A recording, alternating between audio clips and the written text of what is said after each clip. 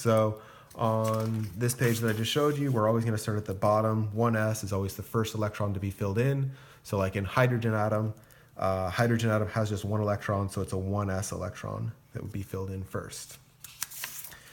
The Pauli exclusion principle states that each orbital can hold only 2 electrons. So in this diagram, each box is representing an orbital. And so in each one of these boxes, you can put 2 electrons. When you have 2 electrons, they're going to be spinning in opposite directions. And then Hund's rule says the lowest energy is attained when the maximum number of electrons in the same subshell have the same spin. And what that means is that if you have like these 3 different orbitals within the 2p subshell, they're going to first be spinning in the same direction before they start pairing up and spinning in opposite directions. We'll see what that looks like as we do a couple examples. All right, so let's do an example. We're going to follow those rules, and we're going to try to do an orbital diagram and an electron configuration for, let's say, nitrogen. So if we're trying to do nitrogen, we have to figure out how many electrons it has. Nitrogen has 7 electrons. So we have to find the position of 7 electrons for nitrogen. So the first electron is always going to go in the lowest energy level orbital, which is always the 1s. So to represent an electron, we draw a little arrow. Doesn't really matter if you draw it spinning up or down, but that's the first one. And then the second one is going to go in the same box, but spinning in the opposite direction. So each one of these orbitals holds 2 electrons. If it has 2, they need to be spinning in opposite directions. Now that that's full, we're going to move up to the next orbital that's available, which is 2s. It can hold 1, 2 electrons. And after that's filled, we have 4 electrons total. We need to get up to 7. So here's number 5. Now we have an option here. We can put another electron here spinning in the opposite direction, or we can go into the second box. And so if we look back at Hund's rule, the lowest energy is attained when the maximum number of electrons in the same subshell have the same spin. So all of these orbitals are in the same subshell. They all have the same amount of energy. And so rather than pairing them up, we're going to put them in a separate box spinning in the same direction. So now we have 1, 2, 3, 4, 5, 6, 7. So that shows the 7 electrons of nitrogen. And so this would be an orbital diagram showing how the electrons in nitrogen are arranged.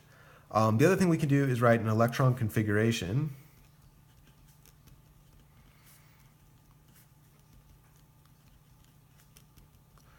So an electron configuration shows kind of the same information, but without drawing all the boxes and arrows. Sometimes it's necessary or useful to draw all the boxes and arrows. Other times it's not. And if you don't need to draw all those, you can do what's called an electron configuration, which shows kind of the same information. So it shows the 1s orbital, and then it shows how many electrons are in there. 2. So 1s is the size and the shape of the orbital. And then the 2 up here is showing how many electrons are in that subshell. And then 2s is containing 2 electrons.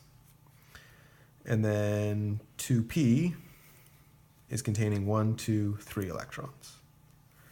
So it doesn't show quite as much detail. It doesn't show exactly what direction they're spinning and how they're paired, but you can still get a lot of the same information in a lot less space. All right, let's look at another example. Let's do titanium, which has 22 electrons. All right, so all of these are going to start the same. They're all going to start in 1s. So 1, 2, that's filled. Now we go up here, 3, 4, 5, 6, 7. So the first 7 electrons in titanium look exactly like the 7 electrons in nitrogen. Now we're going to start pairing them up. So there's 8, 9, 10, and that 2p is filled. And then we have 11, 12, 13, 14, 15, 16, 17, 18. After 3p, we go to 4s. It seems like a little strange that you think you'd want to go to 3d, but 4s actually has a little bit less energy because of the shape of the orbitals.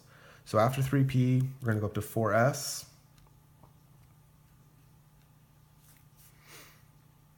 And then after 4s, we're going to go to 3d. And that's 22 electrons. And so once we've gotten 22 electrons, we can write out the electron configuration as well. So we have in the 1s subshell, we have 2. And then we have 2s also containing 2 electrons. 2p is containing 6 electrons. 3s is containing 2. 3p is containing 6.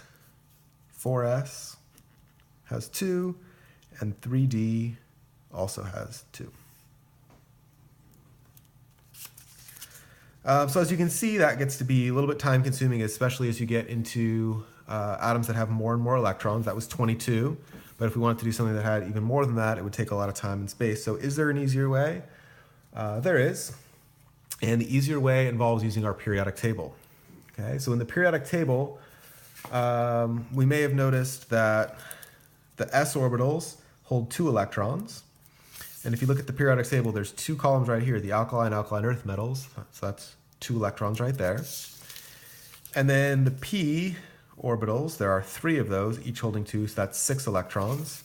And if you look over here on this section of the periodic table, there's 1, 2, 3, 4, 5, 6 columns over here. The d orbitals, there's 5 of them, so they can hold a total of 10 electrons. And the transition metals, there's 10 columns going across here. And then the Fs, there's 14 going across right there. So if you remember on your periodic table that it starts with 1s, 2s, 3s, 4s, 5s, 6s, and 7s over here. The p orbitals don't start at 1, they only start at the second energy level, so 2p, 3p, 4p, 5p, and 6p. The d's start at 3, so 3d. And then the F's start at 4, so 4f and 5f. And so we can use this to figure out the electron configuration of any element. For instance, say we wanted to do bromine. So bromine is right here on the periodic table. So find where it is on the periodic table. It has 35 electrons. And so if we want to write out the electron configuration for this, we're going to start here. So we always start at 1s.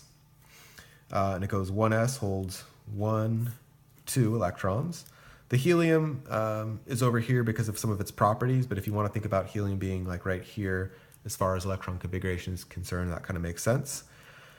So for bromine, the first electrons go in 1s, and there's 2 electrons. After that, you go to 2s, that holds 2, so 2s, 2. And then we come over here, this is the p orbitals start at 2, so 2p, 1, 2, 3, 4, 5, 6, 2p, 6. 3s, 1, 2. 3p, 1, 2, 3, 4, 5, 6. Then you come from 3p, you'd come back here to 4s. So 4s2. After 4s2, you get into the d's, which start at 3. So 3d, 1, 2, 3, 4, 5, 6, 7, 8, 9, 10. 3d, 10. And then after 3d, you're getting into 4p. So 4p, 1, 2, 3, 4, 5. 4p, 5. Okay, and then you get to bromine, and you know we can stop. So that's a quicker, easier way of writing out the electron configurations. It is a little bit repetitive, as you've seen, so there is a shorthand way of doing it. If you want to write out the electron configuration of bromine, what you can do is use an abbreviation that goes along with the noble gases. So the noble gases are very stable, and they have full shells of full electron shells. And so what you can do for a shorthand notation is look at bromine, and you can find the noble gas before it. So the noble gas before it would be argon with 18 electrons. And you can write argon with brackets around it. And that shows that bromine has all the same electrons as argon. And then what does it have in addition to that? So after argon, it has 4s2, 3d10, and 4p5. So by writing argon in brackets like this, it's taking the place of the first 18 electrons, so everything up through 3p. So it's taking the place of all that, and then what's remaining beyond that. Let's do one more example. Let's look at something like lead. So lead, way down here on the periodic table, number 82. And so we can go through the whole way, starting up here with 1s. And then here's 2s, 3s, 4s. We can go through the whole thing. Here's 2p, 3p, 4p, 5p, and 6p. And then the d's start at 3, so 3d, 4d, 5d. And then the f's start at 4, so 4f and 5f. We can start all the way at the beginning. And so the first thing is going to be 1s2. After that, it's going to be 2s2. After that, it's going to be 2p, which holds 6, 3s2, 3p6, 4s2, 3d10, 4p6, 5s2, 4d10, 5p6, 6s2. Now after 6s2, it's a little bit different. So you'll notice on the periodic table that on this periodic table has these stars showing that this section fits in right here. So after 6s, you have to come down here to 4f, and then after 4f, you'll come back up here. So 6s2 and then 4f, count those, there's 14 of them. And then after 4f14 comes back up here to 5d, which has 10. We're almost there, 6p, and then 2. Obviously, this one would be a lot easier using one of the noble gases. So the noble gas before lead would be Xe, xenon.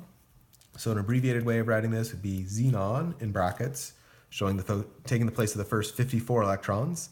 And then from there, 6s2, 4f, 14, 5d10, and 6p2.